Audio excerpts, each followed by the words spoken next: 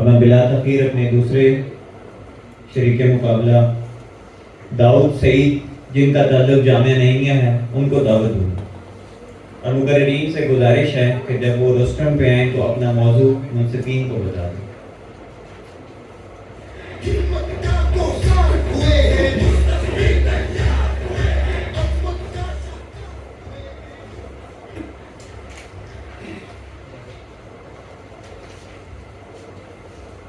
آج کا میرا موضوع وما ارسلناک الا رحمۃ للعالمین۔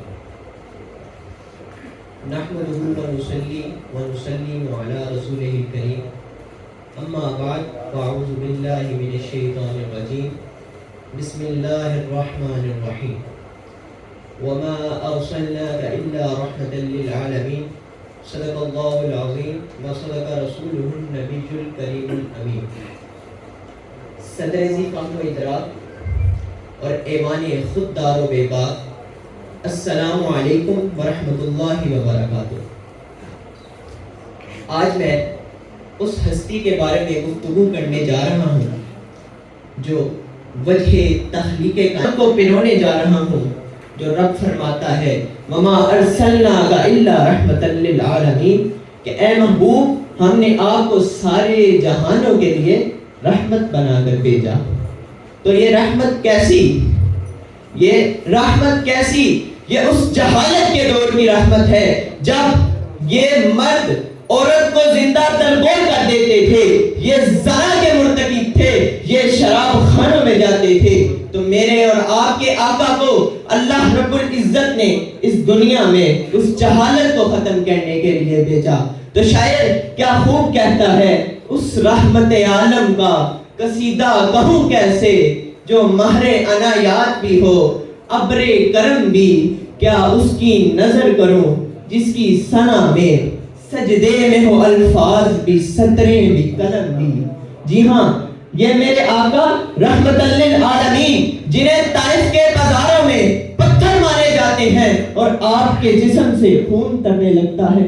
جی ہاں، یہ وہی آقا ہیں جب حضرت جبرائیل علیہ السلام آپ کی بارگاہ میں آتے ہیں اور یہ کہتے ہیں کہ اے میرے آقا مجھے حکم دیجیے میں ان کو ادھر ہی سنسار کر دوں۔ جی ہاں، میرے آقا کا جواب سن کر آپ لطف اندوز ہوئی ہیں۔ میرے آقا فرماتے ہیں اے میرے اللہ میری قوم کو ہدایت دے، اے میرے اللہ ان کو معاف فرما دے۔ تو دوسری جگہ جب جنگ احد کے اندر میرے آقا کے دندان مبارک شہید کر لیے جاتے ہیں تو میرے آقا فرماتے ہیں اے میرے مولا ان کو معاف کر دے، اے میرے مولا ان کو ہدایت دے دے۔ تو پھر میں یہ کہنا چاہوں گا کہ زمین و زماں تمہارے لیے، مکین و مکہ تمہارے لیے، ارے بنے دو جہاں تمہارے لیے، ہم آئے یہاں تمہارے لیے، اٹھے بھی وہاں تمہارے لیے، اٹھے بھی وہاں تمہارے لیے۔ تو جب ہمارے آقا علیہ السلام صرف انسانیت کے نہیں بلکہ تمام مخلوقات کے لیے رحمت بن کے آئے، تمام مخلوقات کے لیے رحمت بن کے آئے۔ میرے آقا ایک جگہ سے گزر رہے تھے تو دیکھا کہ ایک اونٹ بہت ہی کمزوری کی حالت میں ہے۔ تو میرے آقا نے پوچھا اس کا مالک کون ہے؟ تو جب اس کے مالک کا پتہ لگا تو کہا تمہارے قبضے کے اندر جو جانور ہے، جو گلہ ہے، اس کے بارے میں بھی تم سے سوال کیا جائے گا۔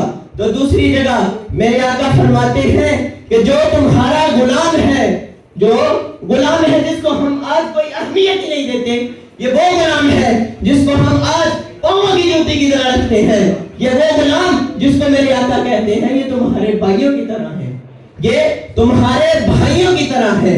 تو جی ہاں، میرے اور آپ کے آقا کی سیرت اور صورت کو سر ولیم موئر جو ایک انگریز محقق ہے وہ کیا کہتا ہے؟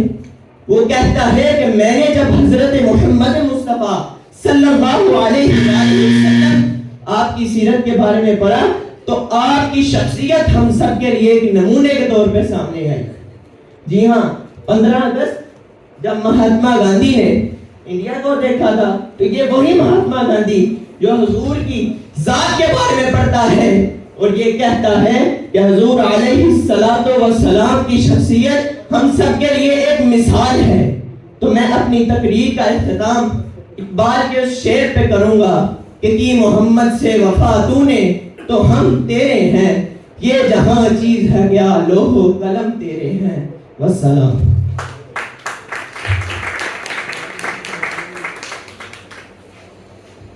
کہ محمد سے وفا تمہیں تو ہم تیرے ہیں، یہ جہاں چیز ہے کیا لوح و قلم تیرے ہیں. اب میں اپنے اگلے مقرر کو دعوت سخن دوں گا. ان کا تعلق بھی جامعہ نعیمیہ سے ہے اور نام ہے محمد عثمان. آپ کی بھرپور تعلیم.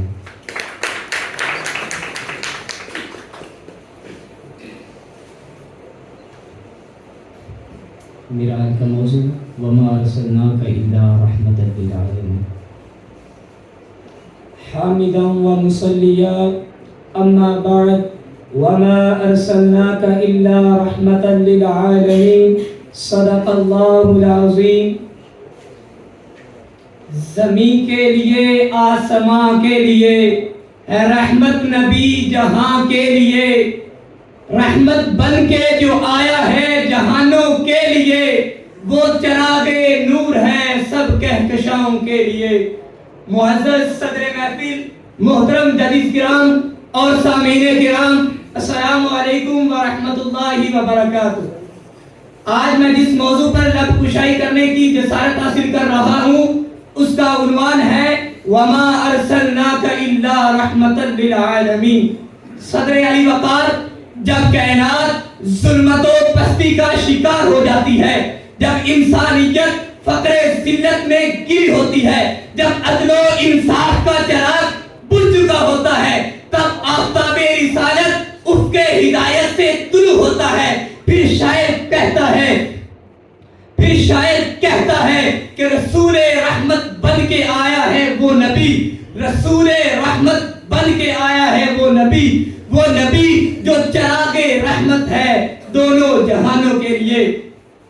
جناب علی حضور اکرم صلی اللہ علیہ وآلہ وسلم اس وقت بھی نبی تھے، اس وقت بھی رحمت للعالمین تھے جب حضور اکرم صلی اللہ علیہ وآلہ وسلم نے اعلان نبوت نہیں فرمایا تھا، کیونکہ اس وقت تمام چرند پرند حیوانات نباتات سب کے سب حضور اکرم صلی اللہ علیہ وآلہ وسلم کو جھک کر سلام کیا کرتے تھے. جناب والا، یہ ایک بس نہیں، یہ نبوت کا خلاصہ ہے، یہ ایک جملہ نہیں بلکہ یہ بعثت کا مقصد ہے.